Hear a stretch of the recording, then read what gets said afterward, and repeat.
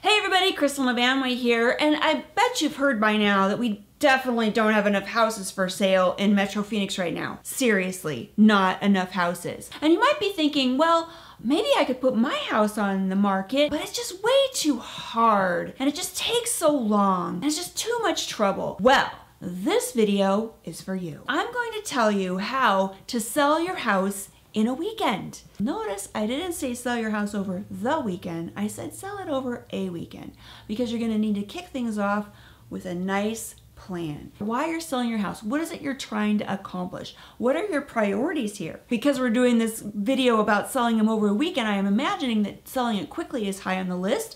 Well, then what are you willing to sacrifice? Selling it for less money or selling it without putting in as much effort? Take a look at the market too. Get your friendly neighborhood real estate agent over there. Don't try to do this on your own. Yes, it's possible to sell it on your own, FSBO style over the weekend, but you have much greater chance of success if you get a good real estate agent in your corner. So sit down with the agent, go over what's going on in the market, set some expectations based on the demand. Now, right now in Phoenix, we're in a super strong seller's market. That's to your advantage, but you may need to switch some things up if it's kind of tending to be more favorable to buyers. So that is a very important conversation. Make sure you understand just how much of an advantage you have in your neighborhood, in your price point for your type of home. Make sure you understand that to the nth degree. Your good agent is able to go through all of that with you. Pick a date. When do you want to put the house on the market? Circle it on the calendar. Work backwards from there. All the activities you need to get the house ready to sell. There you go.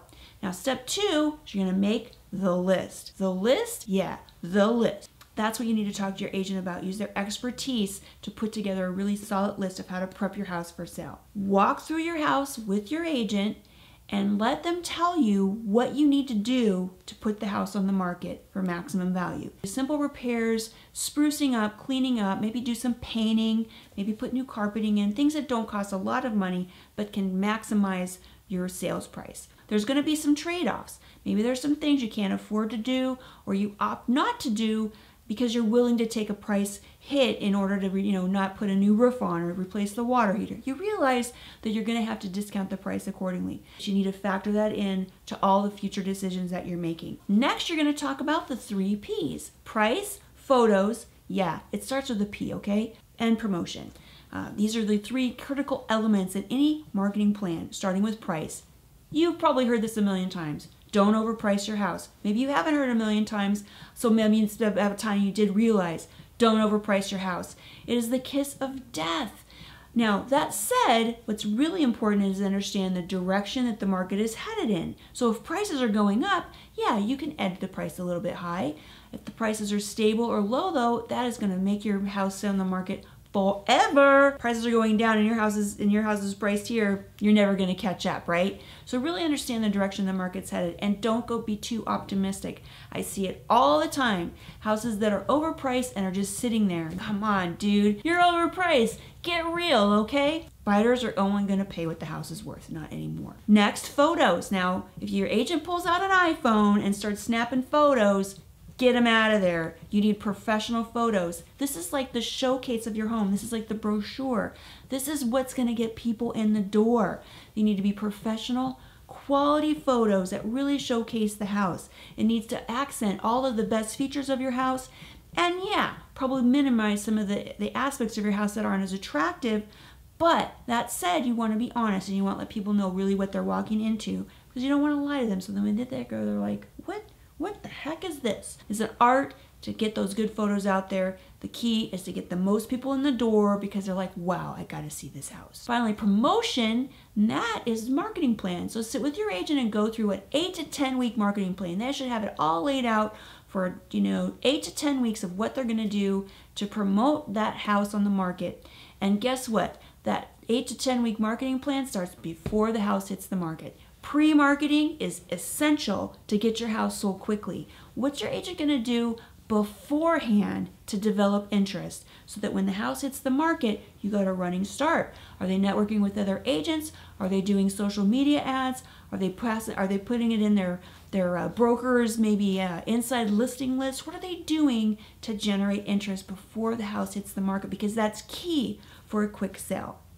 And then what are they going to do after it hits the market? What are they doing to get people in the door? You really want to have this conversation if it doesn't sell in a weekend or if it doesn't sell in 2 weeks. What are the steps then? Make sure you really understand for a pretty good period of time how that marketing is going to work. All right, we're getting close now. It's elbow grease time.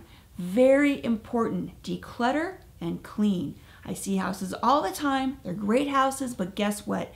They got every knickknack and doodad all laid out, like it's a museum of doodads. Nobody wants to see a house like that. They want to see it clean and pristine so they can imagine their own stuff in the house. So put the doodads and the extra stuff away.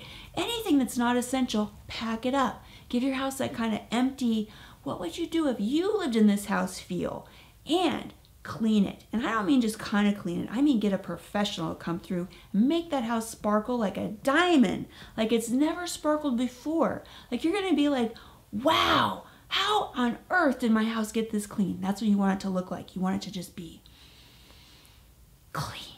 All right, the weekend is here. The weekend you're going to actually put your house on the market. Now, I usually put my houses on the market like Thursday night, Friday morning, and try and generate some extra buzz, and then bam, let people come in and see it on Saturday. I do an open house Saturday, Sunday. I want eyeballs. I want as many people to go through that house that first weekend as humanly possible. I usually recommend to my clients, hey, this is a nice weekend to get out of town. Take your kids, take your dogs, and go up to the cabin or go to the beach. Just get out of town. Let's let everybody get through the house as much as possible. Make it easy for them to go through and take a good look at the place.